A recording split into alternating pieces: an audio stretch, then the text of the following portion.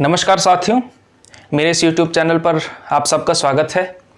हिंदी कहानी यूनिट 7 की हमारी ये सीरीज़ लगातार जारी है और आज हम जिस कहानी के बारे में बात करेंगे वो होगी हमारी प्रेमचंद की कहानी है ईदगाह।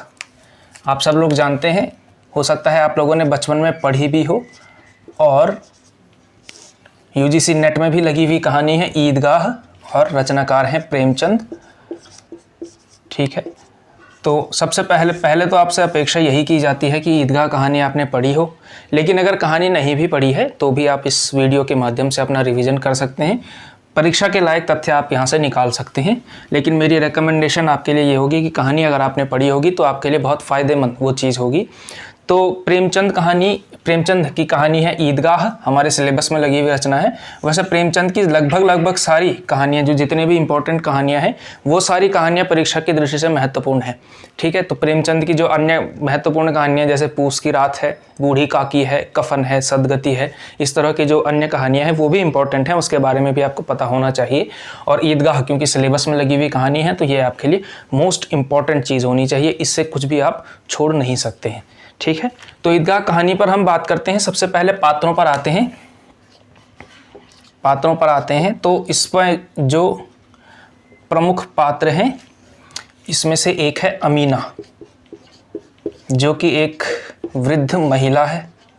ठीक है, अमीना, और अमीना का पोता है हामिद। अमीना का पोता है हामिद। अमीना का एक बेटा है जो इस कहानी में नहीं है, लेकिन उसका नाम केवल है, उसका नाम है आबिद, और आबिद का पुत्र है हामिद। ठीक है, तो आबिद का क्योंकि वर्णन उस तरह से नहीं है, केवल ये जानकारी है कि वो अब इस दुनिया में नहीं है, और हामिद एक अनाथ बच्चा है जो अपनी दादी अमीना के साथ रहता है। तो ये आपके लिए इम्पोर्टेंट कहानी है। बाकी कुछ बच्चे हैं, उनका जो जिक्र आएगा वो हम आगे करेंगे। तो कहानी शुरू होती है इस बात से कि रमज़ान के पूरे 30 रोज़े पूरे होने के बाद जो है ईद का दिन आ चुका है। ठीक है, ईद का दिन आप लोग जानते हैं कि जो मुसलमान परंपरा है, मुस्लिमों की परंपरा है, उसमें सबसे महत्वपूर्ण दिन होता है ईद का दिन। दरअसल ईद 3 प्रकार की होती है। ठीक है, 2 तो बहुत महत्वपूर्ण है, 2 तो बहुत सब लोग लगभग जानते ही, एक तीसरी ईद भी होती है। तो ये जो ईद है इसे ईद उल फित्र कहा जाता है, जो कहानी के अनुसार वर्णन है।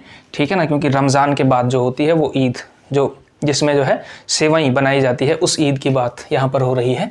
ठीक है, तो रमज़ान के बाद ईद का दिन आ चुका है और अब क्या है कि अमीना जो है हामिद को अपने दोस्तों के साथ, यानी उसके दोस्तों के साथ ईदगाह के लिए भेजती है। ठीक है, ईदगाह का मतलब क्या है? ईदगाह वो स्थान है गांव से दूर जहां पर जो है सारे जो है ईद मनाते हैं, एक तरह से नमाज पूरी करते हैं, या ईदगाह मतलब और भी जितने भी सारे मुस्लिम त्यौहार हैं वहां पर सब मनाते हैं, नमाज वगैरह पढ़ते हैं और उसके बाद वहां पर मेला लगता है, तो वो है ईदगाह। ठीक है ना, तो बच्चे सब भेज देते हैं, अपने बच्चों को सब भेज देते हैं ईदगाह में वो नमाज वगैरह पढ़ने के लिए, उसके बाद मेला घूमने के लिए।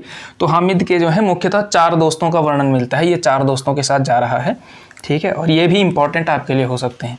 एक तो है मोहसिन, ठीक है ना, महमूद,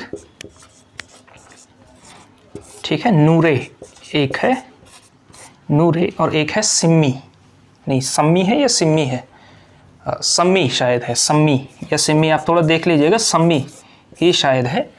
ठीक है, तो ये 4 बच्चे और 5वां हामिद, ये सब ईदगाह यानी ईद मनाने के लिए जा रहे हैं।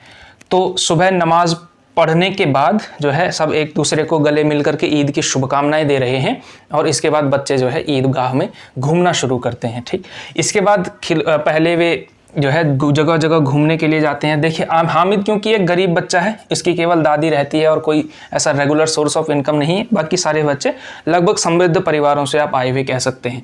हामिद इसलिए अमीना इसको देती है 3 पैसे देती है और बाकी सबके पास ठीक ठाक पैसे हैं, काफ़ी सारे पैसे हैं। तो ये मोहसिन, महमूद, नूरे, सम्मी, ये सब लोग जो है पहले जो चरखियाँ होती हैं और इस तरह की चीज़ें होती हैं इनका सबका आनंद लेते हैं, लेकिन हामिद क्योंकि पैसे नहीं है तो वो बाहर ही खड़ा रहता है, यानी कि बाहर देख करके इनको देखता रहता है। और मनी मन उसके अंदर ये भी है कि इच्छा भी है कि मैं चला जाऊँ, और एक तरह से ये भी है कि इस सब का फ़ायदा क्या है। तो उस तरह से ये 2 चीज़ें उसके मन में चल रही होती हैं। तो बाल मनोविज्ञान का बहुत शानदार जो है प्रयोग प्रेमचंद करते हैं ईदगाह कहानी में। इसके बाद असली जो कहानी है वो है आपके खिलौने वाली दुकानों पे। जब खिलौने की दुकानें शुरू होती हैं तो ये सब बच्चे जो हैं अपने अपने लिए खिलौने खरीदते हैं। जैसे मोहसिन, अब ये पिछली बार कहानी से पूछा भी गया था कि किस बच्चे ने कौन सा खिलौना खरीदा था। क्वेश्चन पूछा गया था कि मोहसिन ने कौन सा खिलौना खरीदा था, तो ये भी तथ्य आप नोट कर लीजिएगा। तो मोहसिन खरीदता है भिश्ती, ठीक है, ये मिट्टी के बने हुए खिलौने हैं, पुतले हैं एक तरह से। तो मोहसिन ने खरीदा है भिश्ती। महमूद ने खरीदा है एक मिट्टी का सिपाही जिस पर बंदूक है और उसने वर्दी वगैरह पहनी हुई है, इस तरह से, ठीक है। नूरे ने खरीदा एक वकील। ये सब खिलौने हैं, ठीक है ना, वकील। और सम्मी ने खरीदा एक धोबिन। इस तरह से ये 4 बच्चों ने ये 4 खिलौने खरीदे। हामिद ने इनमें से कुछ भी नहीं खरीदा, और हामिद ये मानता है क्योंकि ये जो है सामान्य मिट्टी के खिलौने हैं, एक बार टूट गए तो मतलब एक बार अगर गिर गए तो फिर टूट जाएंगे और फिर इनका दोबारा यूज़ नहीं हो सकेगा। तो फिर उसके बाद बच्चे आगे बढ़ जाते हैं। आगे बढ़ करके जो दुकानें हैं वो हैं लोहे के औजार और इस तरह की चीज़ें वहाँ पर मिलती हैं। तो बाकी कोई भी बच्चा, सारे बच्चे आगे बढ़ जाते हैं, लेकिन हामिद एक दुकान पर रुकता है और एक दुकान पर पूछता है, वो जो है एक चिमटे का भाव पूछता है कि भाई ये चिमटे कितने का दिया। तो दुकानदार से मोल भाव करने के बाद, ठीक है, वो 3 पैसे में जो है ये चिमटा खरीद लेता है, ठीक है। और सारे बच्चे इसका मजाक उड़ा रहे हैं कि देखो हमने कितने अच्छे अच्छे खिलौने लिए और तुमने चिमटा ले लिया, ठीक है। तो उसके बाद जो बच्चों के अंदर एक सामान्य टेंडेंसी होती है कि एक दूसरे से बहस करना, एक दूसरे से यानी झगड़ना, और अपनी चीज़ को श्रेष्ठ बताने का जो एक तरीका बच्चों का एक सामान्य मनोविज्ञान होता है, इसका प्रयोग जो है प्रेमचंद बड़ी खूबसूरती से करते हैं।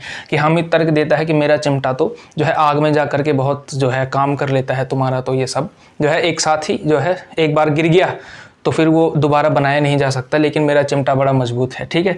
मोहसिन और ये सारे बच्चे क्या करते हैं, एक तरह से कहते हैं कि भाई हमें भी दिखाओ अपना चिमटा। तो वो सब एक एक करके चिमटा दिखाते हैं और मोहसिन, ये हामिद जो है इन सब का ये सारे खिलौने अपने हाथ में लेकर के देख लेता है इस तरह से।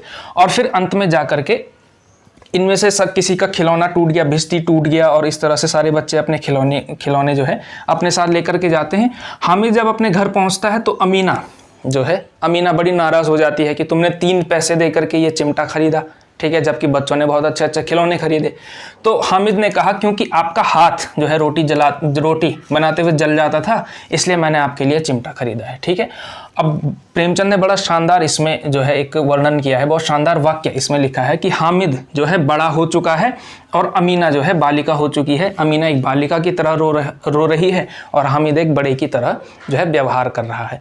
तो एक तरह से कह सकते हैं कि एक तरफ तो अमीना को ये खुशी भी है कि हामिद जो है कितना सोचता है मेरे बारे में, और दूसरी तरफ से ये दुख भी है कि हामिद को इतना सोचना पड़ता है मेरे बारे में। तो एक तरह से बचपन के मर जाने की कहानी, यानी कि उम्र से पहले बच्चे के बड़े हो जाने की कहानी है ईदगाह, जिसमें हामिद जो है अपने साथियों की तुलना में जो है अपने बचपन को अच्छे से जी नहीं पाता है, और घर की परिस्थितियों की वजह से वो जो है इस तरह से जो है उम्र से पहले बड़ा हो जाता है, अपने बचपन को जी नहीं पाता है। तो इस तरह की मार्मिक कहानी ईदगाह मुझे लगता है कि आपको समझ में आ गई होगी, ठीक है। हामिद और दूसरे कुछ 1-2-3 इंपॉर्टेंट पॉइंट आप यहाँ से निकाल सकते हैं। एक तो आप कह सकते हैं कि बाल मनोविज्ञान, जिसका जिक्र मैं पूरी वीडियो में अभी तक करता रहा हूँ, बाल मनोविज्ञान का चित्रण, ठीक है ना। बच्चे का उम्र से पहले बड़ा होना, उम्र से पहले बड़ा होना, ये इस कहानी की थीम है, आप इसे कह सकते हैं। और तीसरी जो इसके साथ एडिशनल थीम्स आप कह सकते हैं, क्योंकि उस समय गुलाम भारत था, ये लगभग 20वीं सदी के तीसरे दशक की कहानी होगी। तो उस समय जो प्रेमचंद का जो एक आप कह सकते हैं एक तरह का उद्देश्य रहा होगा कि जो मुसलमान समुदाय है, तो मुसलमान समुदाय की परंपराओं का जो है एक तरह से उनका परिचय हिंदू धर्म से करवाना, यानी हिंदू धर्म वालों का मुसलमान परंपरा से एक तरह से परिचय कराना कि क्या क्या होता है, कि ईद होती है, उसमें नमाज पढ़ी जाती है, इस तरह की चीज़ें होती हैं। एक तरह से परिचय देना भी इस कहानी का उद्देश्य आप मान सकते हैं प्रेमचंद के द्वारा, ठीक है। तो उम्मीद करता हूँ कि आपको ईदगाह कहानी जो है अगर आपने पढ़ी है तो अच्छी तो लगी ही होगी। उम्मीद करता हूँ ये आपको ये वीडियो हेल्पफुल लगा होगा। वीडियो अगर अच्छा लगा हो तो वीडियो को लाइक कीजिए, चैनल को सब्सक्राइब कीजिए, और आने वाली वीडियोस के लिए हमारे चैनल से जुड़े रहिएगा। आपके यूजीसी नेट हिंदी साहित्य की बहुत अच्छी तैयारी हमारे चैनल के साथ होती रहेगी। शुक्रिया।